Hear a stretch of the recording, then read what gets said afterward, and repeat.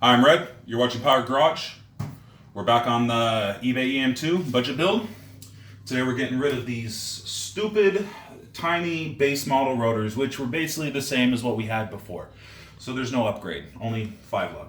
Today, putting Type-S.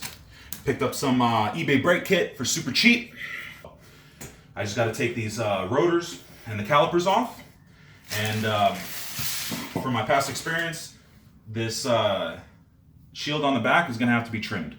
So we're going to start working on this and get it going.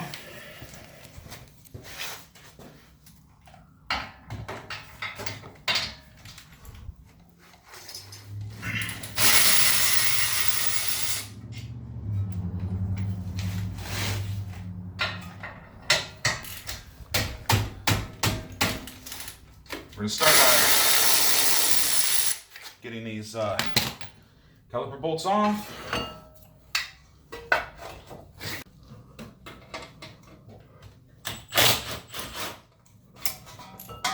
Okay.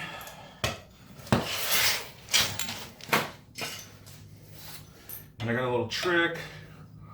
Let's see if these, oh, they weren't that tight. Sometimes these rotor screws can just be ridiculous. So what I do is I use this and I pound it with a hammer, and usually it'll shock them into coming loose.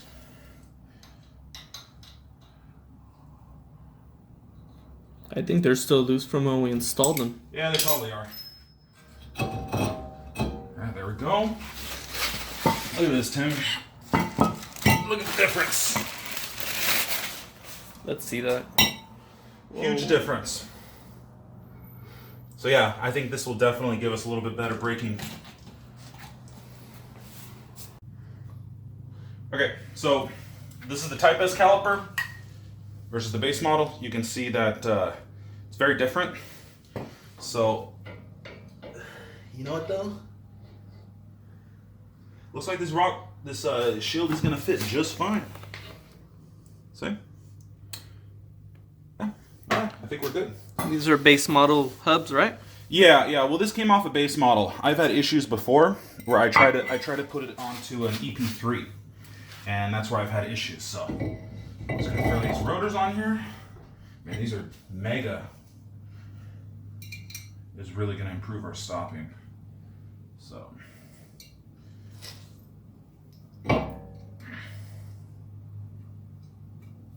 Some people don't like to reuse these screws. Some people think they're not necessary. You know, it helps center this rotor, because what can happen is the rotor can actually move around when you're braking. Like, let's say you go reverse, you hit the brakes, and then you go forward and hit the brakes, and you'll hear like a clunk noise. It's because the rotor's moving. Go. They do actually make a tool for this. It's called an impact screwdriver. I really don't like them very much. I don't think they work very good. So there we go. Okay, I'm gonna take this off. This is how I would normally do a brake job. Just pull that off.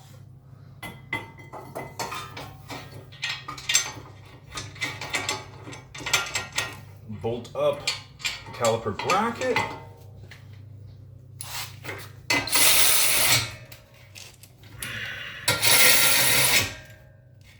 Go. Tim, would you grab me the pads, please? Where are they? They're there. Yeah, this thing also needed pads too, because you can see, look at this one. Woo! Look at that. That was almost metal to metal. Wow. So yeah, it was pretty bad. Ah, there's not even a wear sensor on this thing. Oh well. Okay. Oh, here we go.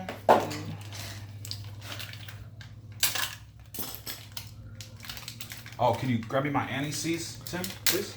Yes, sir. Ooh. Yeah.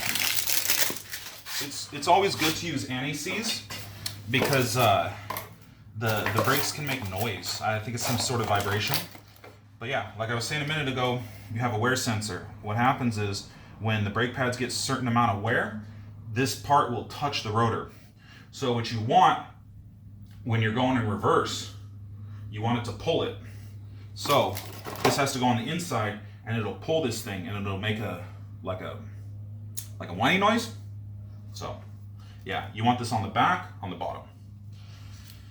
So just put a little bit of anti-seize like you do on any normal brake job, just so that they can move around, because otherwise they'll make noise, and we don't want that. Is there any way you can tell between Type-S calipers and base calipers? Well, they have a little tab right here that's actually a lot skinnier. So if you compare it to this, see, it's totally different. I don't know why Honda did that, but whatever. So yeah, let's put a little bit on here. Pretty easy. Just take this in here, just like that. This side you can actually see, Tim. You just got to put it in here. That's it. Okay. Just take the caliper. Yeah, but unfortunately, I think this thing, the piston needs to go back in a little bit. Yeah, it came out a little bit, so I'm trying to just force it on its own, but I might have to crack this brake line. Yeah. Oh no, some fluid came out.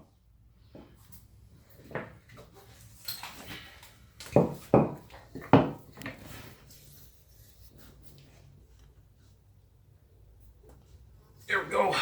Can you grab me a towel real quick, Tim? On top of the press. Oh.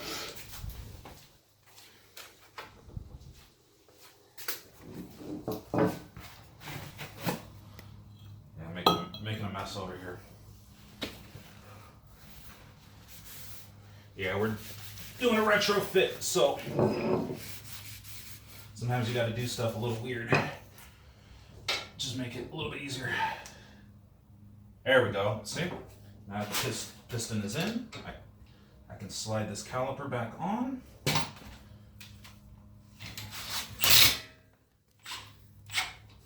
Okay. Oops, you know what I think that was the wrong bolt.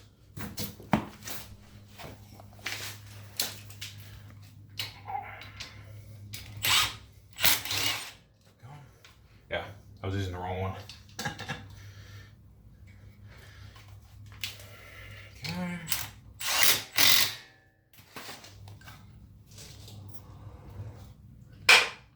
So, now that I got the caliper on, I'm gonna bolt up the brake line right here. Oops, other way. Oop. Not had it right the first time. Okay. Now I'm gonna have to change the line. Let me grab this and pull the brake line off. Try not to get brake fluid everywhere.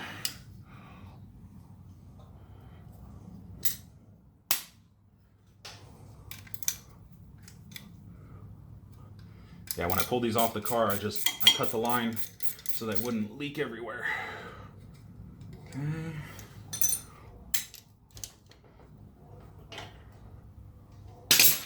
Now, what you gotta do is pop this line loose.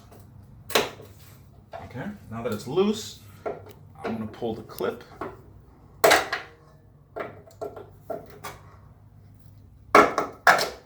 Okay. And I can do it by hand. Okay. Bye-bye old caliper. Hello, Type-S.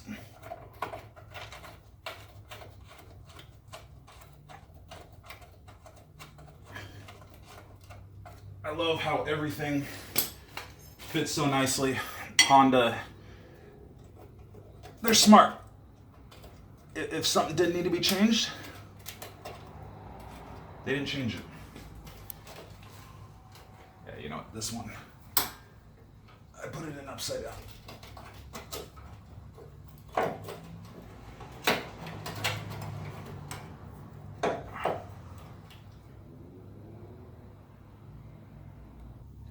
So, yeah, just gotta put the clip in, tighten it up. There we go. Now Tim just has to go in the car. I gotta bleed these bad boys. Now we got Type-S brakes. So, I'm gonna do the other side. We're gonna get everything bled, everything running good. Go take it for a test drive. And we're set. I figured, you know what, if we're gonna change the brakes, we might as well do an upgrade. And I really like how these look. So, hit like and subscribe. Check us out for the next video. I'll see you guys later.